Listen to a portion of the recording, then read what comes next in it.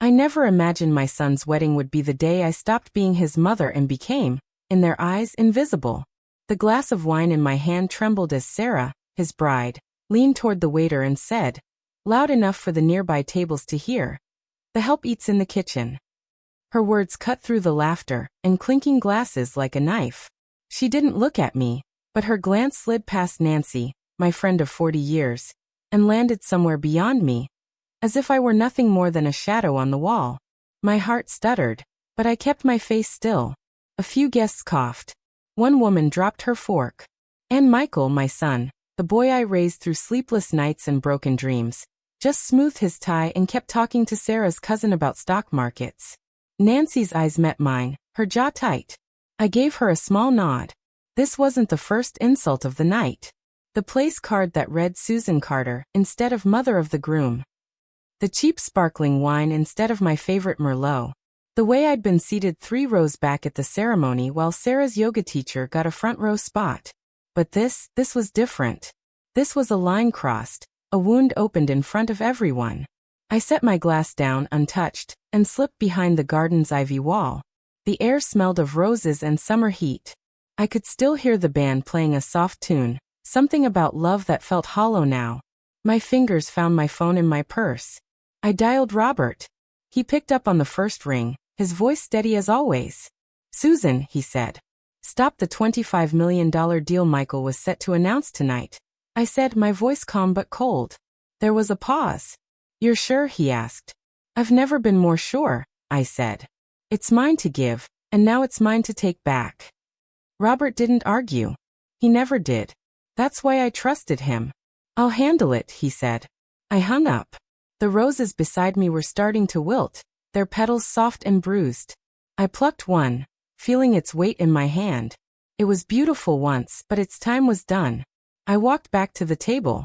Nancy had poured herself a glass of water, but hadn't touched it.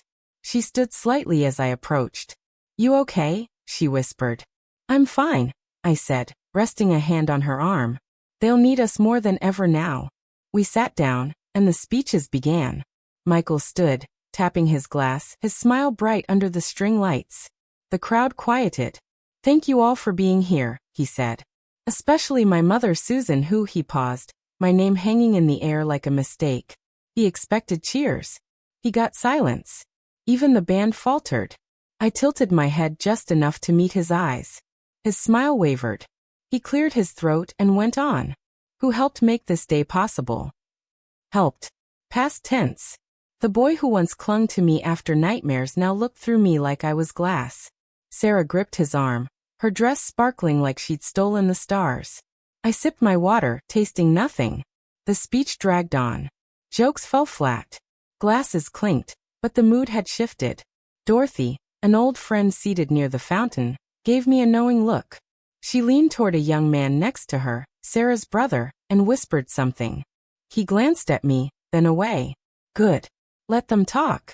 By the time dessert came, people were murmuring. The big announcement Michael had hinted at all week. The new Carter project, his ticket to fame, was missing. The future he thought was his was gone. I smiled into my napkin. That morning, before the wedding, before the betrayal, I'd spent an hour staring at a bracelet Michael made for me when he was 6. A clumsy string of beads, blue and green, with a tiny heart charm. I'd almost worn it, thinking it might remind him of who we were. But I left it in my drawer, sensing he'd stopped seeing me long ago. Now as I sat at the table, I knew I'd made the right choice. The bracelet was a memory, not a shield. I wasn't here to beg for his love. I was here to take back what was mine. The night wore on, and I watched Sarah glide through the crowd, all smiles and charm. She didn't know yet, but she would. The deal was gone, and with it, the power she thought she'd married into. Michael looked pale, his laughter too loud, his glances darting toward me. I met his eyes once, and he looked away. Nancy leaned close. "What did you do?" she asked, her voice low. "What I had to," I said. She nodded, her lips curving slightly. The band played on, but the air felt heavier now, like a storm was coming. And I was the one who'd called it. I thought back to how it started, years ago, when I was 29, alone with a toddler and a pile of bills. Michael's father left us, not with a note but with silence. I worked as a seamstress, stitching dresses for women who never looked me in the eye. But I had dreams bigger than their ballrooms. I saved every penny, took night classes, and built Carter creations from a kitchen table. I designed gowns that made headlines, dressed stars, built a name. Michael grew up with fabric scraps under his feet, calling my sketchbook Mom's magic book. He used to draw hearts on the pages, promising to make me proud. Now, at his wedding, he couldn't even say my name right. The pain of it twisted in my chest, but I pushed it down. I wasn't that young woman anymore, begging for scraps of respect. I was Susan Carter, and I'd built an empire. Sarah thought she could erase me with a single sentence. She was wrong. I looked at Nancy, her eyes steady on mine. "They don't know who they're dealing with," she said. "Not yet," I replied. The night was young, and my plan was just beginning. I felt the weight of my phone in my purse, knowing one call had changed everything. But there was more to come. Much more. I sipped my water again, letting the murmurs around me grow. Let them wonder. Let them wait. I was done being invisible. The murmurs grew louder as the wedding night stretched on. I sat at the table, my water glass sweating in my hand, watching Sarah twirl across the dance floor like she owned the world. Michael stood nearby, shaking hands with guests, his smile tight, like he sensed something was off but couldn't place it. Nancy leaned close, her voice barely above a whisper. "You didn't just stop the deal, did you?" she asked, her eyes sharp. I didn't answer, just gave her a small smile. The truth was, stopping the $25 million deal was only the first move. I'd spent years building Carter creations, and I wasn't about to let it be a prop in their game. The band switched to a slower song, and I saw Dorothy, my old friend, slip away from her table. She moved toward me, her silver earrings catching the light. "Susan," she said, sitting down, "people are talking. They know something's wrong." I nodded. "Good," I said. "Let them." Dorothy raised an eyebrow. "You're playing a dangerous game," she said. "Not a game," I replied. "A lesson." I glanced at Michael, who was now laughing too loudly with Sarah's father. He didn't know the board had already been informed. Robert had sent the email right after my call, canceling the deal and hinting at more changes to come. I felt a pang in my chest, remembering Michael as a boy, his small hands tugging at my skirt while I sewed late into the night. I'd built everything for him, but somewhere along the way he'd forgotten. The night before the wedding, Sarah's assistant had called my office, claiming I'd approved a loan of my mother's pearl necklace for her bridal look. I hadn't. Nancy had caught it, her voice sharp when she told me. "They didn't even ask you," she said. I told her to let it go, to see what they'd do. And sure enough, at the ceremony, Sarah wore that necklace. The one my mother wore when she fled a war-torn country with nothing but hope. It gleamed on Sarah's neck like a trophy.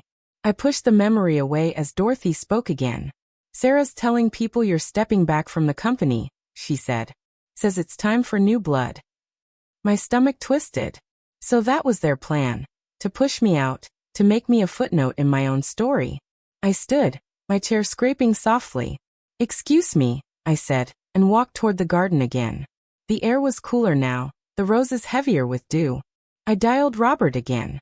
"Susan," he said, his voice calm but curious. "There's more," I said.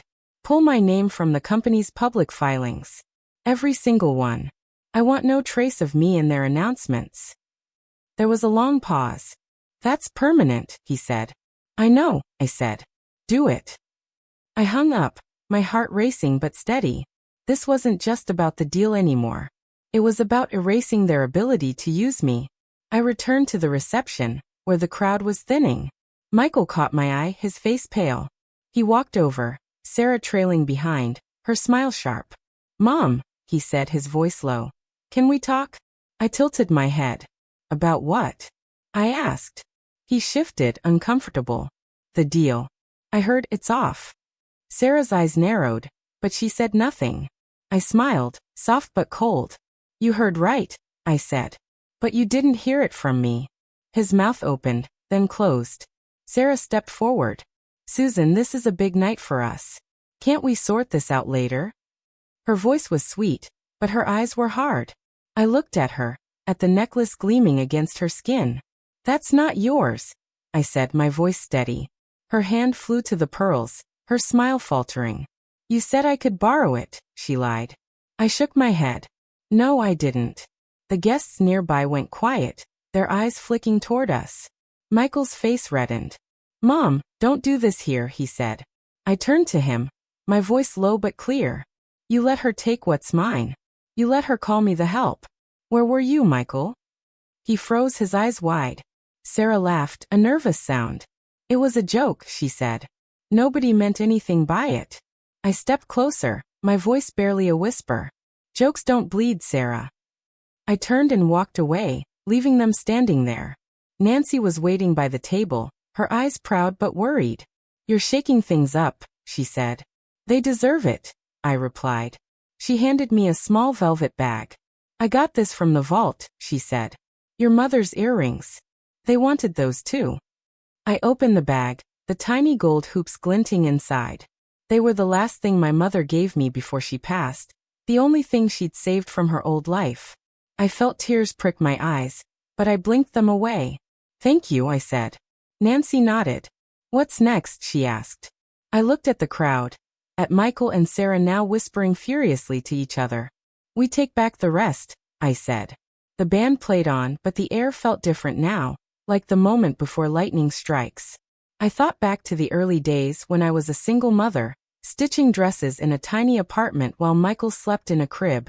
I'd fought for every client, every dollar, every chance to make Carter Creations a name. I'd taught Michael to dream big, to believe in himself. But somewhere he'd learned to believe in himself more than me. The pain of that hit hard, but it fueled me too. I wasn't just taking back a necklace or a deal. I was taking back my name, my story, my life. Dorothy approached again, her voice low. Sarah's telling people you're jealous, she said. Says you can't handle her taking over. I laughed, a small bitter sound. Let her talk, I said. She's about to learn what taking over really means. Dorothy's eyes sparkled. You're a force, Susan, she said. Always were. I nodded, feeling the weight of the earrings in my hand. The night was far from over, and I had more moves to make. Sarah thought she could rewrite my legacy. Michael thought he could stand by and watch. They were both wrong, and I was just getting started. The string lights flickered above the dance floor, casting soft shadows as I stood by the table. The velvet bag with my mother's earrings heavy in my hand. Nancy's words echoed in my mind. What's next? I wasn't sure yet, but the fire in my chest told me I couldn't stop. Sarah's laughter rang out, sharp and loud, as she pulled Michael toward the center of the crowd. They swayed to the music, her pearl necklace, my mother's necklace, catching the light. Every glint felt like a jab to my heart. Dorothy lingered nearby, her eyes following mine. You're too quiet, Susan, she said, her voice low. That's never a good sign. I managed a small smile. I'm thinking, I said. She nodded, her silver earrings swaying. Don't think too long. They're already rewriting your story. I turned to her, my voice steady. Not for long. I slipped the velvet bag into my purse and walked toward the edge of the garden, where the air was thick with the scent of jasmine. My phone buzzed. It was Robert. It's done, he said. Your name's off the filings. They'll notice by morning. My heart skipped. Good, I said. One more thing. Freeze the accounts tied to Michael's new project. There was a pause. Susan, that's half the company's liquid assets, he said. I know, I said. Do it. He didn't question me. All right, he said. It's happening. I hung up, my fingers trembling. Freezing those accounts meant Michael's dreams, his big plans with Sarah, were crumbling before they even started. I felt a pang of guilt, picturing him as a boy, his eyes wide as he watched me sketch designs. You're gonna be famous, Mom, he'd say, his voice full of awe. Now he barely saw me. I pushed the memory away and turned back to the reception. Nancy was talking to a young woman, Sarah's cousin, who kept glancing at me. I caught her eye, and she looked down, her cheeks red. Good. Let them feel the weight of their whispers. I sat back down and Dorothy joined me. Sarah's telling everyone you're retiring, she said. Says it's your choice. I laughed, a short, bitter sound. My choice, I said. She's got nerve. Dorothy leaned closer. She's got more than nerve. She's got Michael believing it. My stomach dropped. I looked at Michael, his arm around Sarah, his smile forced. Did he really think I'd just step aside? I stood, my heart pounding, and walked toward them. The music slowed, and the crowd parted slightly, their eyes on me. Sarah saw me first, her smile tightening. "Susan," she said, her voice too sweet. "Enjoying the party?" I stopped a foot away, my eyes on her necklace. "Take it off," I said. Her smile froze. "What?" she said. "The necklace," I said, my voice calm but firm. "It's not yours." Michael stepped forward, his face red. "Mom, this isn't the time," he said. I turned to him, my voice low. "When is the time, Michael?" "When I'm gone." His eyes widened, but he said nothing. Sarah touched the pearls, her fingers shaking. "It's just a loan," she said. "You agreed." I shook my head. "You lied," I said. "Take it off, or I'll do it for you." The crowd went silent, the band stumbling over a note. Sarah's eyes darted to Michael, but he just stood there, his jaw tight. She unclasped the necklace, her hands clumsy, and held it out. I took it, the pearls warm against my palm. "Thank you," I said, my voice cold. I turned to walk away, but Michael grabbed my arm. "Why are you doing this?" he asked, his voice low, almost pleading. I looked at him, my heart aching. "Because you forgot who I am," I said. "And I'm reminding you." I pulled my arm free and walked back to Nancy, the necklace heavy in my hand. She stood as I approached, her eyes wide. "You didn't," she said. "I did," I said, slipping the pearls into my purse. "They took enough." Nancy's lips curved into a small smile. "You're something else," she said. I sat down, my heart still racing. The crowd was buzzing now, their whispers like static in the air. Dorothy leaned over. "That was bold," she said. "But they're not done." I nodded. "Neither am I." A waiter approached, his tray wobbling. "Mrs. Carter," he said, his voice nervous. "A guest asked me to give you this." He handed me a folded note. I opened it, my hand steady. It was from Sarah's father, James. "Meet me by the fountain. We need to talk." I looked up, scanning the crowd. James stood near the fountain, his face grim. Nancy saw it too. "What's he want?" she asked. "Probably to save his daughter's plans," I said. I stood, smoothing my dress. "Stay here," I told Nancy. She nodded, but her eyes were worried. I walked to the fountain, the sound of water soft against the music. James turned as I approached, his tie loose, his eyes tired. "Susan," he said, "this has to stop." I crossed my arms. "What does?" I asked. He sighed. "The deal. The accounts. I know it's you." My heart skipped. How did he know? I kept my face calm. "You're wrong," I said. He stepped closer, his voice low. "I've known you for years. This is your move. But you're hurting Michael." I laughed, a sharp sound. "He hurt me first," I said. "You saw what they did tonight." James rubbed his face. "Sarah's young. She's stupid sometimes. But Michael loves you." I shook my head, my voice breaking. He didn't love me when she called me the help. He didn't love me when he let her take my mother's necklace. James looked away, his shoulders sagging. "What do you want?" he asked. I stepped closer, my voice steady. "I want my life back," I said. "And I'm taking it." I turned and walked away, leaving him by the fountain. My heart pounded, but my steps were firm. I thought of my mother, her hands rough from years of work, giving me those pearls with a smile. "For your strength," she'd said. I'd carried that strength through every loss, every fight. And now I was using it again. Back at the table, Nancy was waiting, her eyes searching mine. "What happened?" she asked. "He knows," I said. "But he can't stop me." She nodded, her hand resting on mine. "You're doing the right thing," she said. I looked at the dance floor, where Michael and Sarah stood, their faces pale. The night was unraveling, and I was pulling the threads. But there was more to come. I felt the pearls in my purse, their weight grounding me. This wasn't just about tonight. It was about every moment I'd been pushed aside, every time I'd been told I didn't matter. I wasn't done yet. Not by a long shot. I walked back from the fountain, my heart pounding but my steps steady. The pearls in my purse felt like a piece of my mother, a reminder of who I was. Nancy stood as I reached the table, her eyes sharp with worry. "What did James say?" she asked, her voice low. I sat down, smoothing my dress. "He knows I'm behind it," I said. "Told me to stop, said I'm hurting Michael." Nancy's jaw tightened. "Hurting him? After what they did?" she said.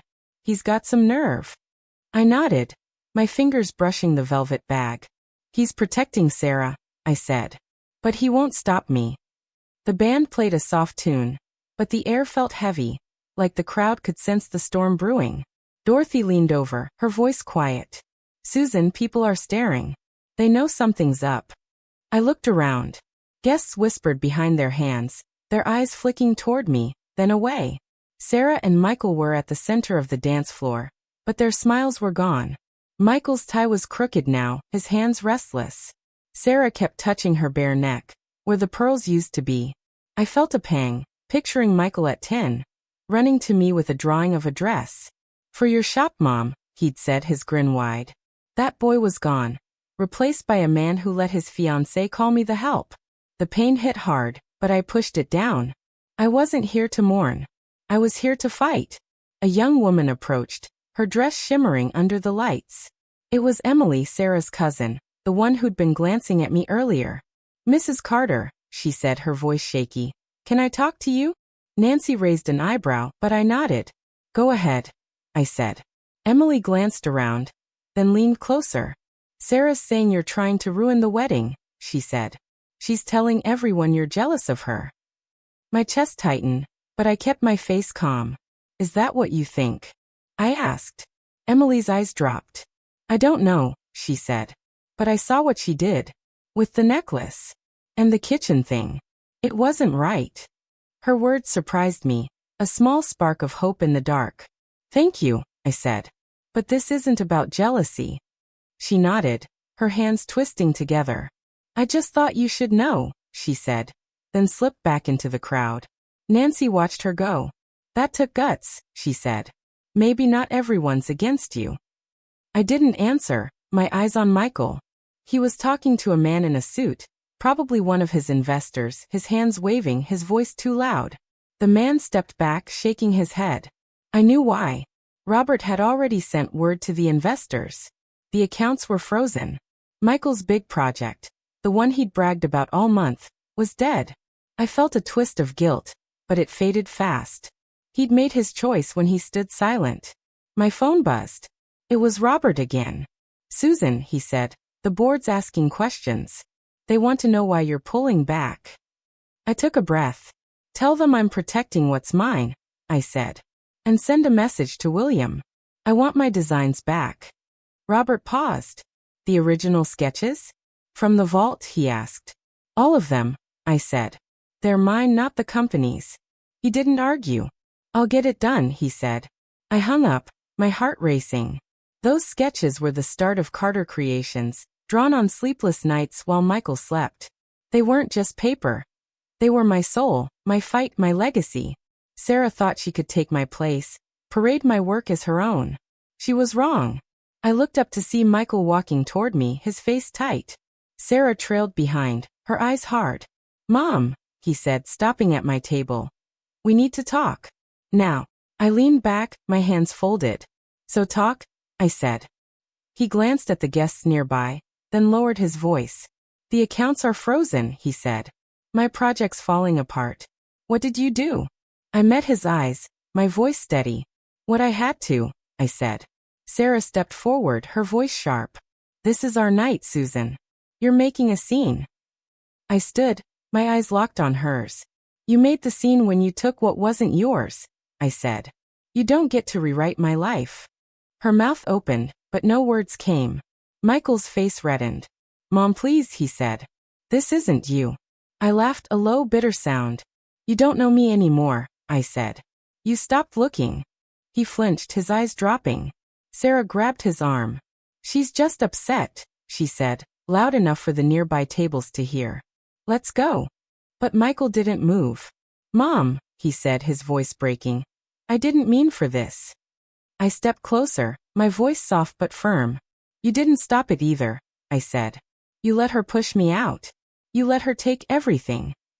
His eyes filled with tears, but I turned away. I couldn't look at him, not now. The boy I'd raised was buried under years of ambition and silence. Nancy stood beside me, her hand on my shoulder. You okay? She asked. I nodded, but my throat was tight. I have to be, I said. Dorothy approached, her voice low. The investors are leaving, she said. They're saying the company's in trouble. I nodded. Let them talk, I said. It's true. Nancy's eyes widened. You're really doing this, she said, taking it all back. I looked at her, my voice steady. They took my name, my work, my mother's pearls, I said. I'm taking it all back. The music faded, and the crowd grew quieter, their eyes on us. I saw James by the fountain, watching, his face grim. Sarah was whispering to Michael, her hands waving. He looked lost, his shoulders sagging. I felt a stab of pain, remembering the nights I'd held him when he was scared, promising him the world. I'd given him everything, and he'd given me silence. But I wasn't silent now. I reached into my purse, touching the pearls. They were warm, like they carried my mother's strength. She'd fought for me, and I was fighting for her now. For me. For every woman who'd been told she didn't matter. I looked at Nancy. Call William, I said. Tell him to meet me tomorrow. We're starting something new. Her eyes lit up. Something new? She asked. I nodded. Something they can't touch, I said. The night felt alive now, charged with possibility. Sarah and Michael thought they'd won, but they didn't know me. Not really. I was Susan Carter, and I was just getting started. The reception was winding down, but the air still buzzed with whispers. I stood by the table, my purse heavy with my mother's pearls and earrings, my heart heavier with the weight of what I'd done. Michael and Sarah were across the room, their heads close, talking fast. His face was pale, hers sharp with anger. Nancy sat beside me, her hand still on my shoulder. You sure about this, Susan? She asked, her voice soft but steady. I nodded, my eyes on the crowd. I've never been surer, I said. They took too much. The string lights dimmed, casting long shadows. I thought of my mother, her tired hands sewing late at night, teaching me to fight for what mattered. I was fighting now, not just for me, but for her, for every woman who'd been pushed aside. Dorothy approached, her steps slow. Susan, she said. James wants to talk again. He's by the bar. I sighed, my chest tight. He won't change my mind, I said. Dorothy's eyes softened. Maybe he's not trying to, she said. Maybe he's just scared. I looked at her, surprised. Scared of what? I asked. She shrugged. Of losing you. Both of them. Her words hit me like a wave, stirring up memories of Michael as a boy, his small hand in mine as we walked to the park. I pushed the thought away and headed toward the bar. James stood there, a glass of whiskey in his hand, his eyes tired. Susan, he said as I approached, this is getting out of hand. I crossed my arms. You said that already, I said. What's new? He set his glass down, his voice low. Michael's a mess. He knows he messed up. He wants to fix it. I laughed, a sharp sound that made a nearby waiter glance over. Fix it, I said. He stood there while she called me the help. While she took my mother's necklace. What's there to fix? James rubbed his face, his voice breaking. He's your son, Susan. He's not perfect, but he's yours. My throat tightened, and I looked away, blinking hard. I saw Michael across the room, his shoulders hunched, talking to no one now. Sarah was gone, probably fixing her makeup or spinning more stories. I turned back to James. He stopped being mine when he chose her over me. I said, my voice low. James shook his head. He didn't choose, he said. He's lost, Susan. He thought he could have it all. Her, the company, you. He was wrong. I felt tears prick my eyes, but I didn't let them fall. He made his choice, I said. And now I'm making mine. James reached out, his hand hovering. Don't cut him off, he said. Not yet. I stepped back, my voice firm. I'm not cutting him off, I said. I'm setting myself free. I turned and walked away, my heart pounding. The crowd was thinner now, the music softer. I found Nancy by the table, her eyes wide. What happened? She asked. I sat down, my hands shaking. He's trying to save Michael, I said. But it's too late. Nancy leaned closer. Is it? She asked. You're his mother. That doesn't go away. Her words stung. And I looked down, my fingers brushing my purse. I thought of the bracelet Michael made me, the one I'd left at home. Blue and green beads, a tiny heart. I'd kept it all these years, a reminder of who we were. But now it felt like a weight, pulling me back to a time that didn't exist anymore. Before I could answer, Emily, Sarah's cousin, appeared again, her face pale. Mrs. Carter, she said. Sarah's telling people you stole the company's money. My blood ran cold. What? I said, standing. Emily's eyes darted around. She's saying you froze the accounts to hurt Michael, she said. She's telling the investors you're not stable. Nancy grabbed my arm. She's lying, she said. You need to stop her. I nodded, my mind racing. Sarah wasn't just taking my things. She was taking my name, my reputation. I looked at Emily. Thank you, I said. You didn't have to tell me. She nodded, her voice small. I know what it's like to be pushed aside, she said. My mom went through it too. Her words hit me hard, and I saw my own pain in her eyes. I reached out, touching her hand. You're stronger than you know, I said. She smiled just a little and walked away. I turned to Nancy. Call Robert, I said. Tell him to release a statement. I'm not stealing anything. I'm protecting what's mine. Nancy nodded, pulling out her phone. What else? She asked. I took a breath, my voice steady. Find Sarah, I said. I want to talk to her. Alone. Nancy's eyes widened, but she didn't argue. She stepped away, dialing Robert. I sat down, my heart racing but my mind clear. I saw Sarah across the room, laughing with a group of women, her voice loud, her hands waving. She thought she'd won. She thought she could bury me. She was wrong. A few minutes later, Nancy returned. She's by the dessert table, she said. You sure about this? I nodded, standing. I'm sure, I said. I walked toward Sarah, the crowd parting as I moved. She saw me coming, her smile fading.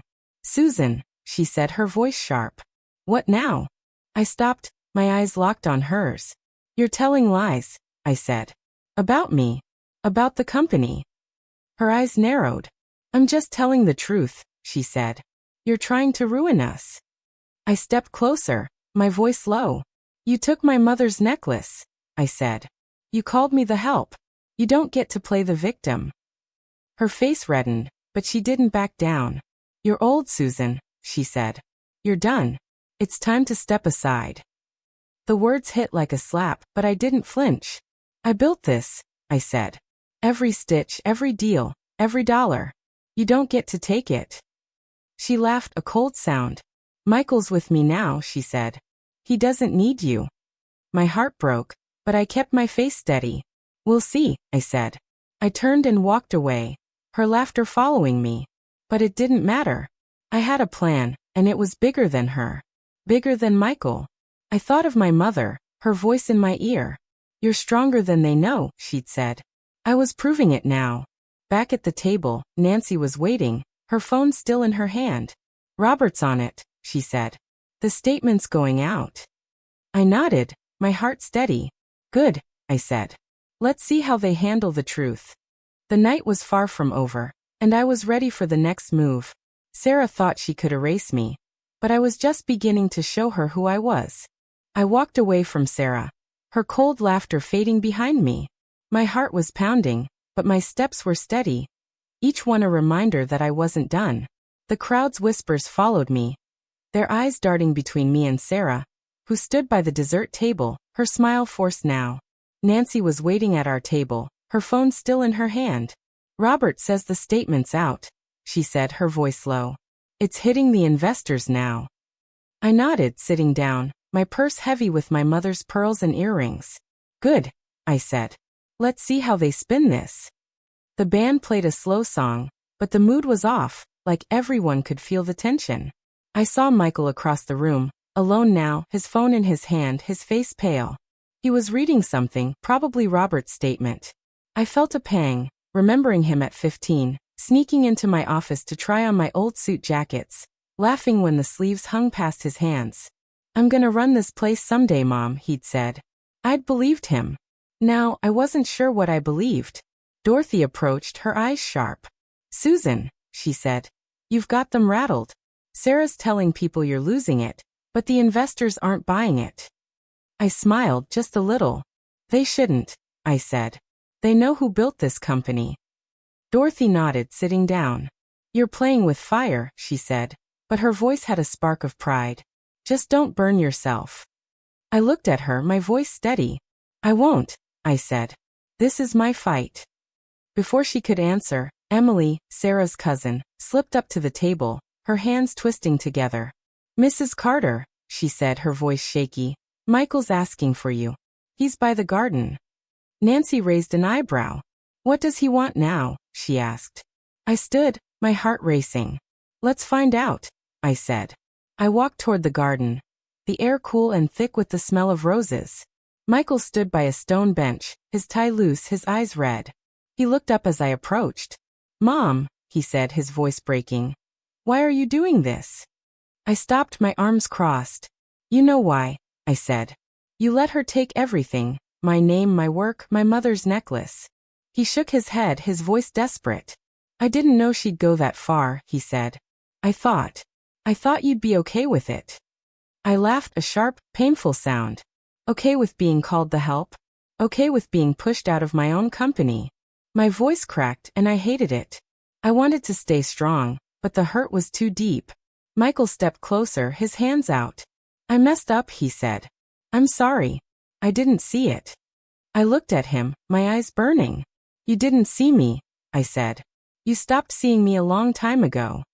His face crumpled, and for a moment, I saw the boy who'd clung to me after nightmares, his small voice begging me to stay. "Mom," he said, "please. Don't take it all away." I shook my head, my throat tight. "You took it first," I said. "When you let her erase me." He looked down, his shoulders shaking. I wanted to reach out, to hold him like I used to, but I couldn't. Not now. I turned to walk away, but his voice stopped me. "I need you," he said, so soft I almost missed it. I froze, my heart twisting. I turned back, my voice low. "You needed me when you were small," I said. "When I worked nights to feed you. When I built this company for you. Where were you tonight?" He didn't answer, his eyes on the ground.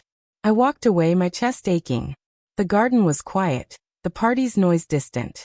I thought of my mother, her hands rough from years of work, her voice steady as she told me, "You don't need their permission to be strong." I was trying to be strong now, but it hurt more than I expected. Back at the table, Nancy was waiting, her eyes worried. "What happened?" she asked. I sat down, my hands shaking. "He's sorry," I said. "But it's not enough." She nodded, her hand on mine. "You don't have to forgive him," she said. "Not yet." I looked at her, my voice soft. "I don't know if I ever will," I said. Before she could answer, my phone buzzed. It was William, my old friend and lawyer. "Susan," he said, his voice calm, "I've got the sketches. They're safe. But there's something else." I gripped the phone tighter. "What?" I asked. He paused. "Sarah's been meeting with a rival company," he said. "She's trying to sell your designs." My blood ran cold. I stood, my voice sharp. "What?" I said. "She's been talking to them for weeks," William said. "I found emails. She's planning to claim your work as hers." I felt the world tilt, my heart pounding. Sarah wasn't just taking my things, she was stealing my legacy. I looked at Nancy, my voice steady. "She's gone too far," I said. Nancy's eyes widened. "What are you gonna do?" she asked. I took a breath, my mind racing. "Call Robert," I said. "Tell him to lock down every design in the vault. No one gets access without my approval." Nancy nodded, pulling out her phone.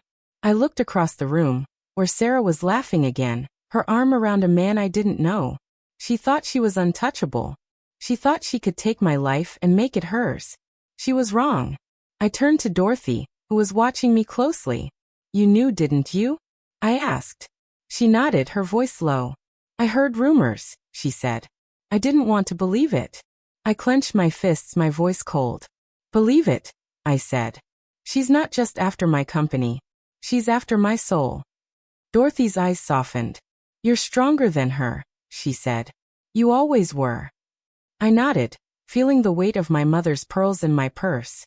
I thought of her, of the nights we'd spent dreaming of a better life. I'd built that life stitch by stitch, and I wasn't letting Sarah take it. I looked at Nancy. Tell William to meet me tomorrow, I said. We're ending this. She nodded, her eyes bright. You're taking it all back, she said. I smiled a small, fierce smile. Every piece, I said. The night was alive with tension, and I was ready for the next step. Sarah thought she could outsmart me, but she didn't know the woman I'd become. I was Susan Carter, and I was fighting for my life. The night felt heavier now, the air thick with tension as the wedding reception crumbled around me. I sat at the table, my purse clutched tight, the weight of my mother's pearls and earrings grounding me. Sarah's laughter still echoed from across the room, but it was weaker now, like she knew the ground was shifting. Nancy hung up her phone, her eyes bright with urgency. Robert's locking down the designs, she said. No one's touching them. I nodded, my heart pounding but steady. Good, I said. And William? She leaned closer, her voice low. He's meeting you at 9 tomorrow. Says he's got proof of Sarah's emails to the rival company. My stomach twisted. Sarah wasn't just taking my work. She was selling it, piece by piece, to strangers who'd never know the nights I'd spent sketching, the years I'd poured into Carter Creations. I looked at Nancy, my voice firm. She's done, I said. This ends now. Dorothy, still beside us, tilted her head. You're going all in, aren't you? She asked, her voice soft but sharp. I met her eyes. They left me no choice, I said. Before she could answer, I saw Michael walking toward me, his steps slow, his face drawn. The crowd parted, their whispers fading as he approached. He stopped a few feet away, his hands in his pockets. Mom, he said, his voice low. Can we talk? Alone. Nancy's eyes flicked to mine, but I nodded. Go ahead, I said to her. She stood, squeezing my shoulder before walking away with Dorothy. I looked at Michael, my heart aching. What do you want? I asked. He swallowed, his eyes red. I know I messed up, he said. I didn't see what Sarah was doing. I thought we were building something together. I laughed, a bitter sound. Building? I said. You let her tear me down. You let her take my mother's necklace, call me the help, push me out of my own company. His face crumpled, and he stepped closer. I didn't know about the necklace, he said. I swear. And the kitchen thing. I was shocked. I didn't know what to say. I crossed my arms, my voice cold. You didn't say anything, I said. That's the problem. He looked down, his voice breaking. I thought you'd always be there, he said. I thought I could fix it later. My throat tightened, and I saw him as a boy again, his small hands holding mine, his voice promising to make me proud. I blinked back tears, my voice steady. You can't fix this, I said. Not now. He looked up, his eyes wet. Mom, please, he said. Don't shut me out. You're all I have. Those words hit hard, and for a moment I wavered. I wanted to hug him, to tell him it would be okay. But then I remembered Sarah's smirk, the way he'd stood silent while she humiliated me. I shook my head. You chose her, I said. You chose this. He reached out, his hand shaking. I'm sorry, he said. I'll make it right. I'll talk to her. I stepped back, my voice firm. It's too late, I said. You don't get to pick up the pieces now. He stood there, frozen, as I turned away. My heart was breaking, but I kept walking, the crowd's eyes on me. I found Nancy by the bar, her face worried. What happened? She asked. I took a breath, my voice low. He's sorry, I said. But it doesn't change anything. She nodded, her hand on my arm. You're doing what you have to, she said. Before I could answer, Emily appeared, her face pale. Mrs. Carter, she said, her voice trembling. Sarah's talking to someone outside. I heard her say your name. My blood ran cold. Who? I asked. Emily glanced around, her voice barely a whisper. Some guy in a suit, she said. He looks important. I looked at Nancy, my heart racing. She's making her move, I said. Trying to sell my designs before we stop her. Nancy's eyes widened. What do we do? She asked. I stood, my voice steady. We find her, I said. Now. We moved through the crowd, Emily trailing behind. The garden was dark now, the string lights barely reaching the edges. I saw Sarah by a tree, her phone to her ear, her voice low but sharp. Yes, I have the sketches, she said. They're mine. She's out of the picture. My heart stopped. I stepped closer, my voice cutting through the night. Hang up, I said. Sarah spun around, her phone slipping slightly. Susan, she said, her voice fake sweet. What are you doing here? I crossed my arms, my eyes locked on hers. You're stealing my designs, I said. You think you can sell my work and call it yours? Her smile faltered, but she held her ground. You're retired, she said. Michael's taking over. It's his company now. I laughed, a cold sound. It's mine, I said. Every sketch, every stitch. You don't get to touch it. She stepped closer, her voice low. You're old, Susan, she said. No one wants your designs anymore. They want fresh blood. Her words stung, but I didn't flinch. You're wrong, I said. And you're done. I turned to Nancy. Call William, I said. Tell him to send the proof to the board. Now. Nancy nodded, pulling out her phone. Sarah's eyes widened. What proof? She asked, her voice shaking. I smiled, my voice calm. Your emails, I said. To the rival company. It's over, Sarah. Her face paled, and she stepped back, her phone dropping to the grass. You can't do this, she said. Michael won't let you. I leaned closer, my voice soft but firm. Michael doesn't get a say, I said. Not anymore. I turned and walked away, leaving her standing there. My heart was racing, but my steps were steady. I thought of my mother, her voice in my ear, telling me to fight. I was fighting now for her, for me, for every woman who'd been told she was nothing. Nancy caught up, her voice urgent. William's sending the emails, she said. The board's meeting tomorrow. I nodded, my chest tight. Good, I said. Let's end this. The night was alive with possibility, and I felt stronger than I had in years. Sarah thought she could take my life, but she didn't know me. I was Susan Carter, and I was taking it all back. I walked back toward the reception, the garden's darkness fading behind me. Sarah's shocked face lingered in my mind, her dropped phone a small victory, but the fight wasn't over. My heart pounded, but my resolve was iron. Nancy kept pace beside me, her phone still warm from her call to William. He's got everything ready, she said, her voice steady. The board will see those emails by morning. I nodded, my breath catching. Good, I said.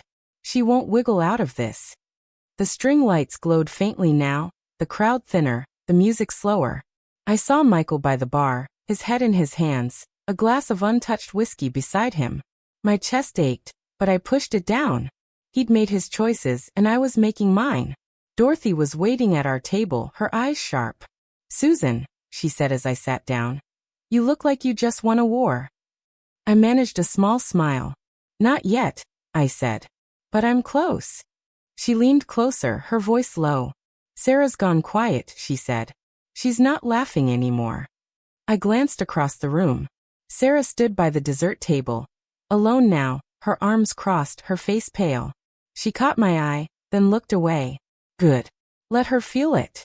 Before I could say anything, Emily approached, her steps hesitant. Mrs. Carter, she said, her voice soft. I heard what happened. With Sarah. Is it true? She tried to sell your designs. I nodded, my voice calm. It's true, I said. But she won't get away with it. Emily's eyes widened, then softened. I'm sorry, she said. I didn't know she was like that. I reached out, touching her hand. It's not your fault, I said. You're not her. She smiled, a small, sad smile. My mom always said you were strong, she said. She was right. Her words warmed me. And I thought of my own mother, her hands rough but gentle, teaching me to stand tall. Thank you, I said. Emily nodded and slipped back into the crowd. Nancy watched her go, her voice low. That girl's got heart, she said. I nodded, my eyes on Michael. He was standing now, talking to James, his hands waving, his voice too loud. James shook his head, his face grim. I knew what they were talking about. Me, the company, the mess I'd made of their plans. I stood, my heart racing. I need to talk to him, I said. Nancy grabbed my arm. Susan, wait, she said. He's upset. Give him time. I shook my head, my voice firm. I've given him enough, I said. I walked toward Michael, the crowd parting like water. He saw me coming and froze, his eyes red. James stepped back, his voice low. Susan, maybe not now, he said. I ignored him, my eyes on Michael. We need to talk, I said. He nodded, his voice shaky. Okay, he said. Outside. We walked to the garden, the air cool and heavy with rose scent. The music faded behind us, leaving only the sound of our steps on the gravel. Michael stopped by a bench, his hands in his pockets. Mom, he said, I know about Sarah. The emails. I didn't know. I crossed my arms, my voice steady. You didn't know because you didn't look, I said. You let her walk all over me. He flinched, his voice breaking. I thought I was doing the right thing, he said. I thought I could make you proud. My heart twisted, and I saw him at 6, his small hands clutching that beaded bracelet he'd made me. You make me proud, he'd said, his grin wide. I blinked back, tears, my voice low. You stopped making me proud when you stopped seeing me, I said. He looked down, his shoulders shaking. I'm sorry, he said. I didn't mean to hurt you. I stepped closer, my voice soft but firm. You didn't mean to, but you did, I said. You let her call me the help. You let her take my mother's necklace. You let her steal my designs. He looked up, his eyes wet. I'll fix it, he said. I'll tell her to stop. I'll make it right. I shook my head, my throat tight. It's not yours to fix, I said. It's mine. He reached out, his hand trembling. Mom, please, he said. Don't leave me. Those words broke something in me, and for a moment, I wanted to hold him, to promise everything would be okay. But I couldn't lie. Not now. I'm not leaving, I said. But I'm not staying for this. I turned to walk away, but his voice stopped me. I love you, he said, so soft I almost missed it. I froze, my heart pounding. I turned back, my voice breaking. I love you too, I said. But love isn't enough. I walked away, tears burning my eyes. The garden blurred around me, and I thought of my mother, her voice steady in my memory. You're enough, she'd said. I was trying to believe it now. Back at the table, Nancy was waiting, her eyes worried. What happened? She asked. I sat down, wiping my eyes. He loves me, I said. But he doesn't know me. She nodded, her hand on mine. You're doing the right thing, she said. Dorothy leaned over, her voice low. The investors are gone, she said. They're saying the company's done. I nodded, my heart steady. Let it be done, I said. I'm starting something new. Nancy's eyes widened. New, she asked. I smiled, a small, fierce smile. A new company, I said. My designs, my rules, my name. Dorothy's eyes sparkled. You're something else, Susan, she said. Before I could answer, my phone buzzed. It was Robert. Susan, he said, the board's in chaos. They want you to come in tomorrow. I took a breath, my voice calm. I'll be there, I said. But not for them. For me. He paused, then said, You're taking it all back, aren't you? I nodded, though he couldn't see. Every piece, I said. I hung up, looking at Nancy and Dorothy. It's time, I said. No more hiding. The night was alive with possibility, and I felt my mother's strength in me. Sarah thought she could erase me. Michael thought he could fix me. They were both wrong. I was Susan Carter, and I was building something they couldn't touch. The reception was nearly over, the string lights flickering like they were ready to give up. I sat at the table, my heart still racing from my talk with Michael, my purse heavy with my mother's pearls and earrings. Nancy's hand rested on mine, her eyes steady. You're really doing this, Susan, she said, her voice soft but proud. A new company. Your way. I nodded, my chest tight. It's time, I said. I'm done letting them take pieces of me. Dorothy leaned closer, her voice low. The board's meeting tomorrow, she said. They're scared. They know you're the one who built this. I smiled, a small, fierce smile. Let them be scared, I said. They forgot who I am. The crowd was almost gone now, Just a few guests lingering by the bar. Sarah stood alone by the garden entrance, her arms crossed, her face pale.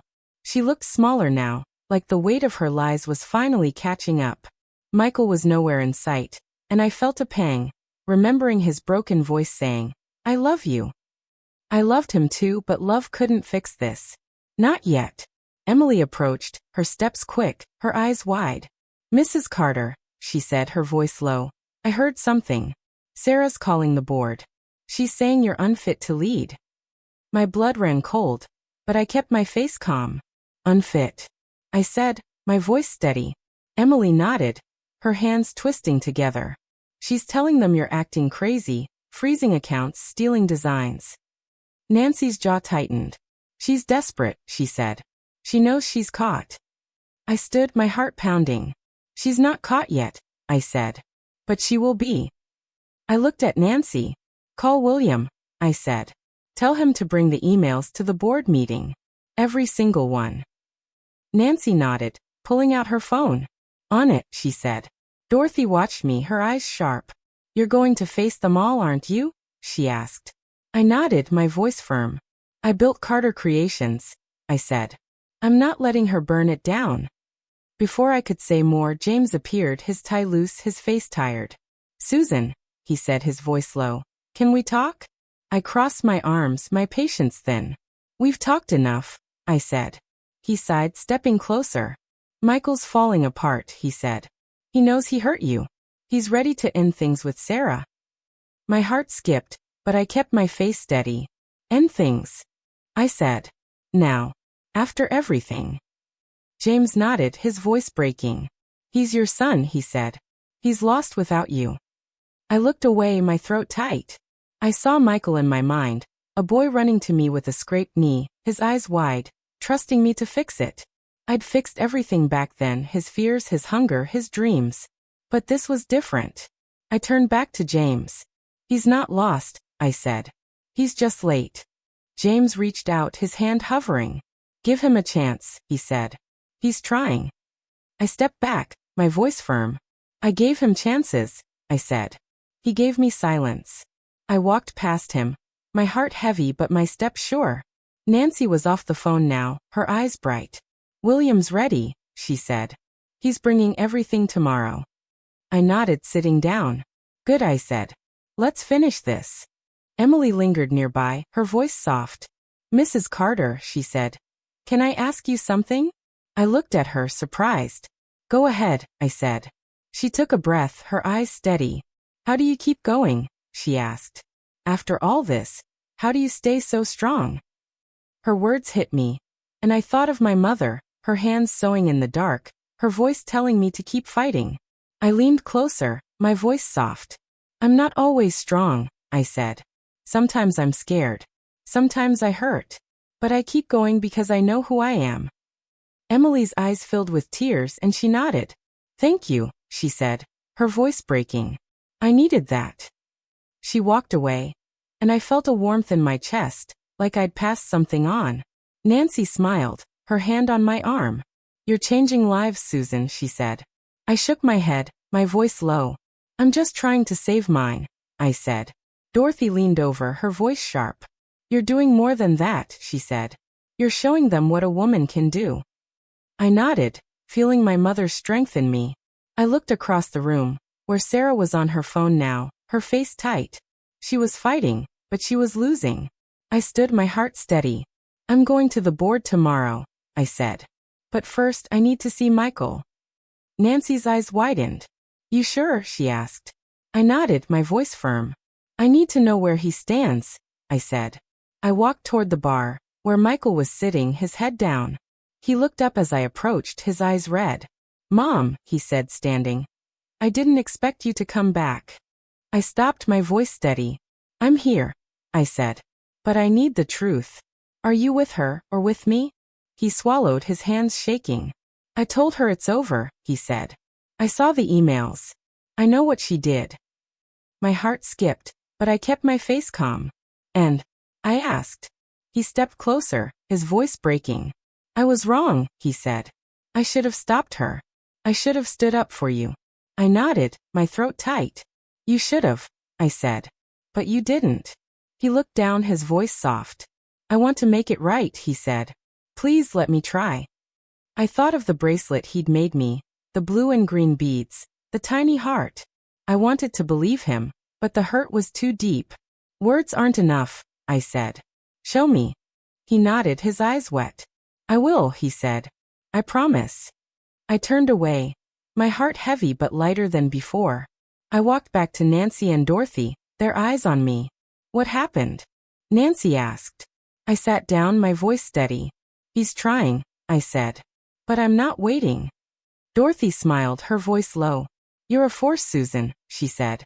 You always were. I nodded, feeling the weight of my mother's pearls. The night was ending, but my fight was just beginning. Tomorrow I'd face the board, show them who I was. Sarah thought she could break me. Michael thought he could fix me. They were both wrong. I was Susan Carter, and I was ready. The morning after the wedding dawned bright, but I felt a storm inside me. I stood in my hotel room, my mother's pearls and earrings on the dresser, their soft glow steadying my nerves. Today was the board meeting, the moment I'd reclaim my name. Nancy knocked on my door, her face calm but fierce. You ready, Susan? She asked, stepping inside. I nodded, slipping the pearls into my purse.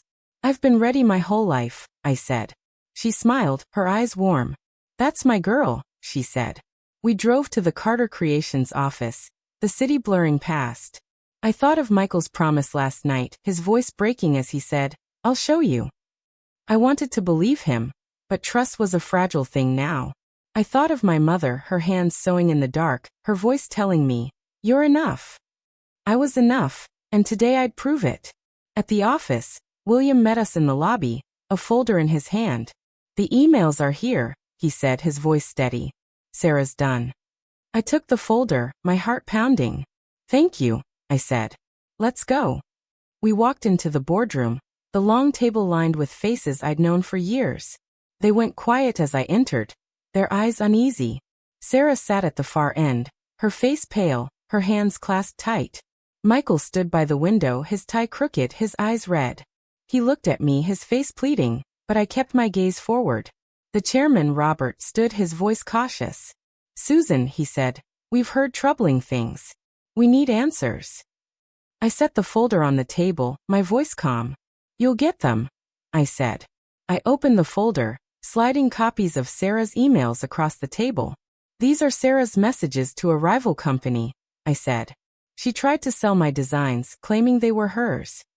The board members grabbed the papers, their murmurs growing. Sarah stood, her voice sharp. That's a lie, she said. Susan's twisting this. She's unfit to lead. I turned to her, my eyes steady. Unfit. I said. I built this company. Every design, every deal, every dream. You don't get to take that. She stepped forward, her voice shaking. You're old, Susan, she said. You're done. The room went silent, and I felt every eye on me. I smiled, a small, fierce smile. I'm not done, I said. I'm just starting. I looked at the board. I'm stepping away from Carter Creations, I said. But I'm taking my designs, my name, my legacy. I'm starting a new company, one you can't touch. The room erupted, voices overlapping. Robert raised a hand, his voice loud. Susan, wait, he said. We need you here. I shook my head, my voice firm. You needed me when I built this, I said. But you forgot me. I'm not staying where I'm forgotten. Michael stepped forward, his voice breaking.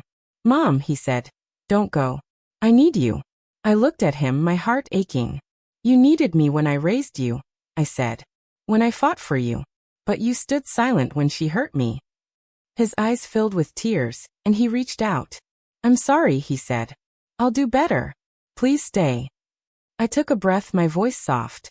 I love you, I said. But I have to love me too. I turned to the board, my voice steady. You have my resignation, I said. And my designs. Good luck without them. I walked out, Nancy and William behind me, the room buzzing in my wake. Sarah's voice called after me, desperate. You can't do this, she shouted. I didn't look back. Outside, the air was fresh, like a new beginning. Nancy grabbed my hand, her eyes shining. You did it, she said. You took it all back. I nodded, tears pricking my eyes. Not all, I said. But enough. William smiled, his voice warm. Your new company's ready, he said. I've got the papers. I looked at him, my heart lifting. Name it Carter Designs, I said. For my mother. For me. He nodded, his eyes proud. It's yours, he said. We drove to a small office I'd rented, a quiet space with big windows. Inside, I set my mother's pearls and earrings on the desk, their glow soft in the sunlight. I thought of her, of the nights we'd dreamed together, of the fights we'd won. I was fighting now, for her, for me, for every woman told she wasn't enough. Nancy sat across from me, her voice soft. What now? She asked. I smiled, my heart steady. We build, I said. Something new, something true. That afternoon I called Dorothy. It's done, I said. I'm free. Her voice crackled with pride. You're more than free, she said. You're unstoppable. I laughed, a real laugh, the first in days. Maybe, I said. Later, I walked to a nearby park, the same one I'd taken Michael to as a boy. I sat by the lake, the water calm, the bracelet he'd made me in my hand. Blue and green beads, a tiny heart. I held it tight, feeling the love we'd had, the love we'd lost. I didn't know if he'd keep his promise, but I knew I'd keep mine, to live for me. The moral of my story was clear. You don't need anyone's permission to be strong. I'd spent years building a life, only to watch it slip away. But I fought back, not with anger, but with truth. I took my name, my work, my heart, and built something new. Every woman deserves that chance, to stand tall, to say, I'm enough. I stood, slipping the bracelet into my pocket.